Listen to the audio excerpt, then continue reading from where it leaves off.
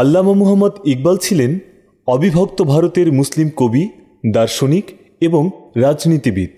তার ফার্সি ও উর্দু কবিতা আধুনিক যুগের ফার্সি ও উর্দু সাহিত্যে অন্যতম শ্রেষ্ঠ হিসেবে বিবেচনা করা হয়। ইকবাল তার ধর্মীয় ও ইসলামের রাজনৈতিক দর্শনের জন্য বিশেষভাবে সমাদৃত ছিলেন। তার একটি বিখ্যাত চিন্তা দর্শন হচ্ছে ভারতের মুসলমানদের জন্য স্বাধীন রাষ্ট্র গঠন। এই চিন্তাই বর্তমান পাকিস্তান রাষ্ট্রের সৃষ্টিতে ভূমিকা রেখেছে। তার নাম মুহাম্মদ ইকবাল হলেও তিনি আল্লামা ইকবাল হিসেবেই অধিক পরিচিত। আল্লামা শব্দের অর্থ হচ্ছে শিক্ষাবিদ। তার ফার্সি সৃজনশীলতার জন্য ইরানেও তিনি ছিলেন সমধিক প্রসিদ্ধ। তিনি ইরানে ইকবালি লাহোরি নামে পরিচিত। মির্জা গালিবের গজল আল্লামা ইকবালকে অনুপ্রাণিত করে। তার কাব্য ও সঙ্গীত সাধনায় একাধারে সর্বেশ্বরবাদী মরমিয়া মানসিকতা ও গভীর স্বদেশ অনুরাগ ফুটে ওঠে। আইন ব্যবসায়ে তিনি সাফল্য অর্জন করেন।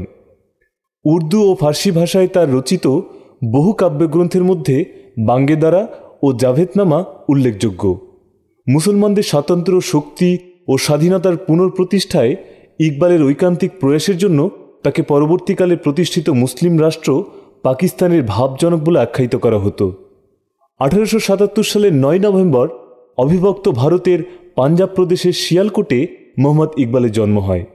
তার পরিবার শুরুতে কাশ্মীরি ব্রাহ্মণ সম্প্রদায়ের হলেও পরবর্তীতে তার পরিবার ইসলাম ধর্ম গ্রহণ করে। তার দাদু ছিলেন একজন প্রতিষ্ঠিত আইনজীবী ও স্বাধীনতা সংগ্রামী। তিনি ইকবালের জীবনে গভীর প্রভাব বিস্তার করেছিলেন। তার বাবা শেখ নূর মোহাম্মদ প্রথমে সরকারি চাকরিতে যুক্ত থাকলেও পরে তিনি নিজস্ব কাপড়ের ব্যবসা শুরু করেন। ইকবালের বাবা মা দুজনেই ছিলেন ধর্মপ্রাণ মুসলিম। সুফি মতবাদে বিশ্বাসী শেখ নূর মোহাম্মদ ও মা ইমাম বিবি ইসলাম নিবেদিত প্রাণ মুসলমান ছিলেন, যার প্রভাব তাদের 5 সন্তানের মধ্যে পড়েছিল। 1895 সালে 18 বছর বয়সে ইকবালের প্রথম বিবাহ হয় করিম বিবির সাথে। তাদের 3টি সন্তান হয়। 1916 সালে করিম বিবির সাথে তার বিবাহ বিচ্ছেদের পর ইকবাল বিবাহ করেন মুখতার বেগমকে 1914 সালে। কিন্তু 1924 সালে মুখতার বেগমের এক পুত্র সন্তানের জন্ম দিতে গিয়ে তার মৃত্যু হয় এবং সেই পুত্রেরও মৃত্যু ঘটে। দ্বিতীয় স্ত্রীর মৃত্যুর পর সর্দার বেগমকে বিয়ে করেন ইকবাল এবং তাদের এক ছেলে ও এক মেয়ে হয়। কিন্তু তার তৃতীয় স্ত্রীর সাথে দাম্পত্য সম্পর্কের অবনতি হওয়ায় রোগাক্রান্ত ইকবাল প্রথম স্ত্রী শরণাপন্ন হন এবং মৃত্যু অবধি তার কাছেই আশ্রয় নেন।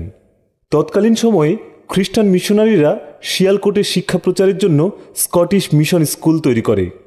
সেই স্কটিশ মিশন স্কুলেই ইকবালের প্রাথমিক শিক্ষা শুরু হয়। 1893 সালে তিনি এই স্কুল থেকেই ম্যাট্রিকুলেশন শেষ করেন এবং 1895 সালে ওই একই স্কুল থেকে ইন্টারমিডিয়েট পরীক্ষায় উত্তীর্ণ হন। এরপর তিনি লাহোর সরকারি কলেজে উচ্চশিক্ষার জন্য ভর্তি হন এবং ওখান থেকে দর্শন, ইংরেজি ও আরবি সাহিত্যে স্বর্ণ পদক পেয়ে স্নাতক ডিগ্রি লাভ করেন। 1899 সালে তিনি স্নাতকোত্তর পড়া শেষ করেন ওই একই ইউনিভার্সিটি থেকে। লাহোর কলেজে পড়ার সময় তিনি টমাস আর্নল্ডের সংস্পর্শে আসেন। তিনি ইকবালকে উদ্বুদ্ধ করেছিলেন উচ্চশিক্ষার জন্য। 1905 সালে ইকবাল লন্ডন যান আইন নিয়ে পড়াশোনা করার জন্য। ক্যামব্রিজ বিশ্ববিদ্যালয়ের লিঙ্কনস ইনে 3 বছর পড়ার পরে ব্যারিস্টারি পাশ করেন। এরপর 1908 সালে জার্মানির মিউনিখের লুডভিগ ম্যাক্সমিলিয়ান বিশ্ববিদ্যালয় থেকে the development of metaphysics in Persia এই বিষয়ে গবেষণা করে ডক্টরেট ডিগ্রি লাভ করেন। ইংল্যান্ডে ব্যারিস্টারি পড়ার সময়ে আরবি পণ্ডিত আর.এ. নিক্সনের সান্নিধ্যে আসেন তিনি। 1908 সালে মিউনিক বিশ্ববিদ্যালয় থেকে ইকবাল তার পারস্যে তত্ত্ববিদ্যার বিকাশ বা development of metaphysics in Persia শীর্ষ গবেষণার জন্য ডক্টর অফ ফিলোসফি উপাধি অর্জন করেন। লাহোর সরকারি কলেজে মোহাম্মদ ইকবাল কিছুকাল অধ্যাপনা করেন। 1927 সালে তিনি পাঞ্জাব আইন পরিষদের সদস্য নির্বাচিত হন। এ থেকে বোঝা যায় যে তিনি কেবল জ্ঞান ও গবেষণার ক্ষেত্রে নয়, সামাজিক এবং রাজনৈতিক জীবনেও বিশেষভাবে সক্রিয় ছিলেন। 1930 সালে লাহোরে অনুষ্ঠিত মুসলিম লীগ সংগঠনের বার্ষিক অধিবেশনে মোহাম্মদ ইকবাল সভাপতিত্ব করেন। 1922 সালে ব্রিটিশ সরকার তাকে সাহিত্য কীর্তির জন্য স্বীকৃতিস্বরূপ নাইট খেতাবে ভূষিত করেন। এরপর থেকে তিনি স্যার মোহাম্মদ ইকবাল নামেই সর্বত্র পরিচিত হন। স্যার মোহাম্মদ ইকবাল 21 এপ্রিল 1938 সালে লাহোরে পরলোক গমন করেন। ইকবালের দৃষ্টিতে রাষ্ট্র ক্ষমতার পেছনে কাজ করে এক দিব্যতন্ত্রী পরম সত্তা এবং তার জন্য তিনি ইসলাম ধর্মের আদর্শ তুলে ধরেন, যাতে ব্যক্তিগত জীবনধারা, রাষ্ট্রীয় ক্রিয়াকর্ম ও ধর্মীয় অনুশাসন সমুদয় এক সুরে বাঁধা থাকে। রাজনীতিকে ধর্ম থেকে তিনি পৃথক করে দেখতেন না। তার মতে ধর্ম নিছক ব্যক্তিগত আচরণীয় বিষয়মাত্র নয়, ধর্ম ও রাজনীতি অবিচ্ছেদ্য সম্পর্কে যুক্ত। ইকবালের মতে সমাজ, ধর্ম, রাজনীতি ও অর্থনীতির একটি থেকে অপরটিকে বিচ্ছিন্ন করা যায় না। ঐহিক অথবা পারত্রিক বলে স্বতন্ত্র কিছু নেই। ইসলামী রাষ্ট্রবিধি ছাড়াও এ বিষয়ে তিনি প্লেটোর চিন্তার কথা উল্লেখ করেন। তবে তিনি দিব্যতন্ত্রী রাষ্ট্রের নামে স্বেচ্ছাচারী শাসনকর্তাকে ঈশ্বরের প্রতিনিধি হিসেবে মানার বিরোধী ছিলেন। তার আসরারি ক্ষুদা কাব্যগ্রন্থের মূল কথা হল যে জগতে সকল বস্তু ও প্রাণী স্বাতন্ত্র্য রক্ষা করে চলে। ব্যক্তিত্বকে যে যতটা সুদৃঢ় ও শক্তিসম্পন্ন করতে পেরেছে, সৃষ্টিতে সে ততই স্থিতিবান হয়েছে এবং তার মূল্য বৃদ্ধি পেয়েছে। আল্লামা ইকবাল সর্বপ্রকার শোষণের বিরোধী ছিলেন। শ্রমিক ও কৃষকদের অসন্তোষজনিত ন্যায্য দাবি দাওয়াকে তিনি সমর্থন করতেন এবং পুঁজিবাদের বিরুদ্ধে মানুষের অনিবার্য বিপ্লব সম্পর্কে ভবিষ্যৎবাণী করেন। কিন্তু তিনি কোনোদিন সমাজতন্ত্রী হননি। কোরআনের বাণীর নিরিখে তিনি সব কিছুর বিচার করতেন এবং বস্তুবাদী সমস্ত সমাজতান্ত্রিক চিন্তাভাবনাকে পরিহার করতেন। ইকবাল চাইতেন মানুষে মানুষে সহৃদয় সমতাবোধ গড়ে তুলতে, তবে সেটা মার্ক্সীয় অর্থনৈতিক সমতা নয়। তাহলেও পুঁজিবাদের তিনি কড়া সমালোচক ছিলেন। অখণ্ড ভারতীয় জাতীয়তাবাদী থেকে তিনি ক্রমে ইসলামী নবজাগরণের পুরোধার ভূমিকা গ্রহণ করেন। ইসলামী স্বাতন্ত্র্যবোধ তার মনে প্রবল হয়ে ওঠে। তার দৃষ্টিতে ইসলামে জাতীয়তাবাদ ও সাম্রাজ্যবাদ বলে কোনো কিছু নেই। ইসলাম হলো একটি জাতিসংঘ। ইসলামে জাত পাত বর্ণ ও বৃত্ত নির্বিশেষে সবাই সমান। তিনি অখণ্ড ভারতের বিরোধী ছিলেন এই কারণে যে প্রথমত তাতে হিন্দু শক্তি মাথাচাড়া দেবে এবং দ্বিতীয়ত দেশপ্রেমিকতার ফলে বিশ্ব মুসলিম একাত্মবোধ বিভেদ সৃষ্টি করবে। ইকবাল অনুভব করেন যে ভারতে মুসলমানদের ভবিষ্যৎ নির্ভর করছে তাদের জন্য পৃথক একটি রাষ্ট্র গঠনের উপর। তাদের স্বতন্ত্র সংস্কৃতির একত্বতার বিরোধী যাবতীয় সমন্বয়কারী মতাদর্শকে ইকবাল সমর্থন করতেন না। তিনি দ্বিজাতি তত্ত্ব ও কমিউনাল অ্যাওয়ার্ডকে স্বাগত জানান। 30-এর দশকের গোড়ায় উত্তর পশ্চিম ভারতের প্রদেশগুলির সংযুক্তির মাধ্যমে একটি মুসলিম রাষ্ট্র গঠনের তিনি প্রস্তাব করেন। 1928 খ্রিস্টাব্দে মতিলাল নেহরুর সভাপতিত্বে গঠিত সর্বদলীয় কমিটির কাছে ইকবাল অনুরূপ একটি প্রস্তাব উত্থাপন করেছিলেন। সেটি নাকচ হয়ে যায়। 1930 খ্রিস্টাব্দে এলাহাবাদে অনুষ্ঠিত মুসলিম লীগের বার্ষিক অধিবেশনে সভাপতির ভাষণে তিনি বলেন যে ব্রিটিশ গণতান্ত্রিক ধারার ভারতে একটি অখণ্ড রাষ্ট্র গড়ে উঠলে গৃহযুদ্ধ হবে অনিবার্য। তবে তার কল্পিত স্বতন্ত্র মুসলিম রাষ্ট্র ভারতীয় রাষ্ট্র সমবায়ের সাথে যুক্ত থাকার বিষয়ে তার কোনো আপত্তি ছিল না।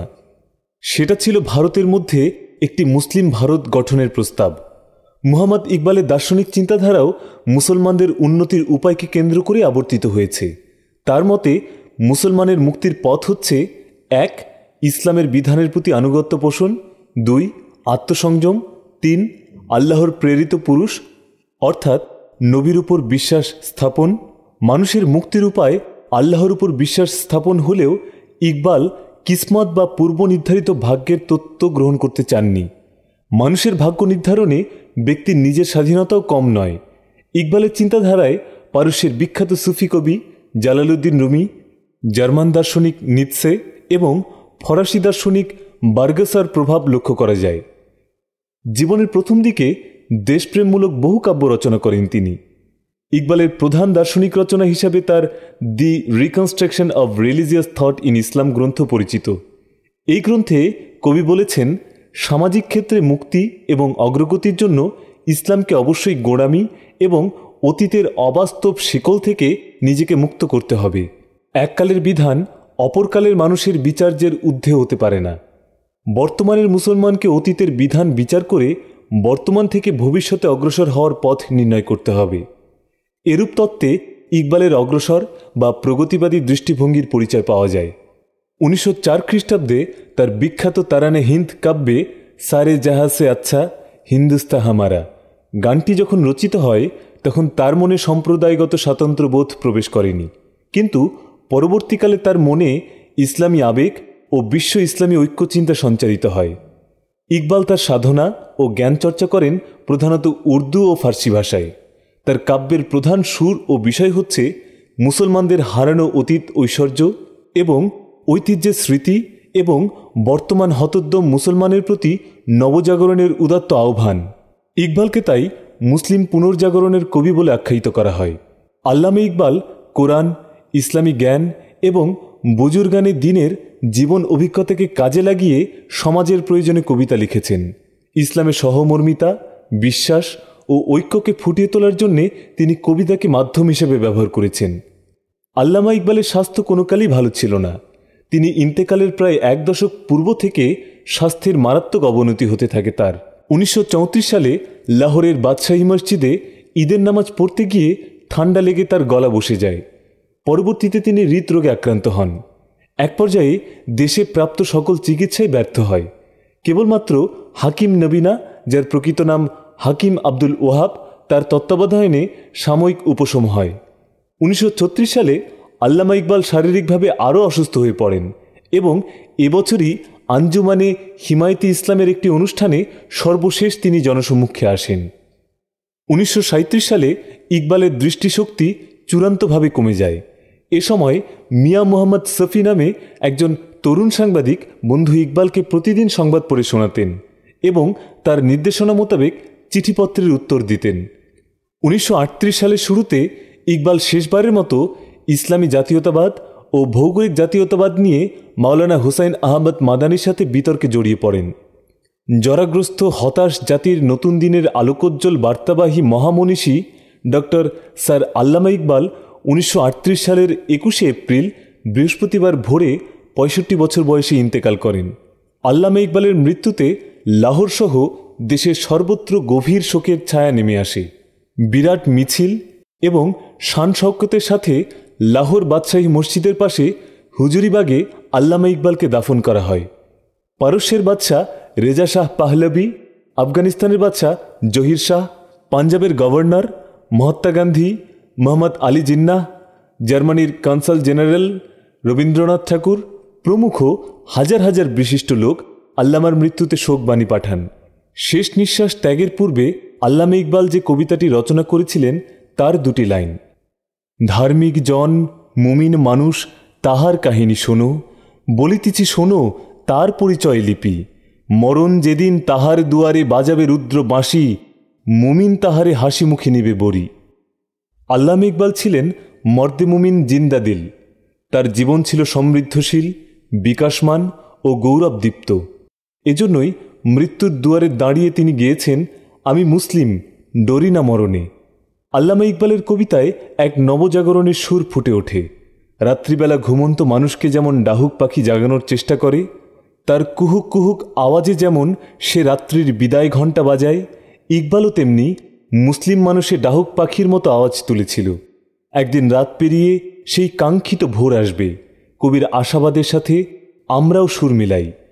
প্রভাতের আলোয় এই তিমির রাত্রির হবে অবসান, এই উদ্দাম করবে পুলকিত তাওহীদের প্রাণ মাতানো গান।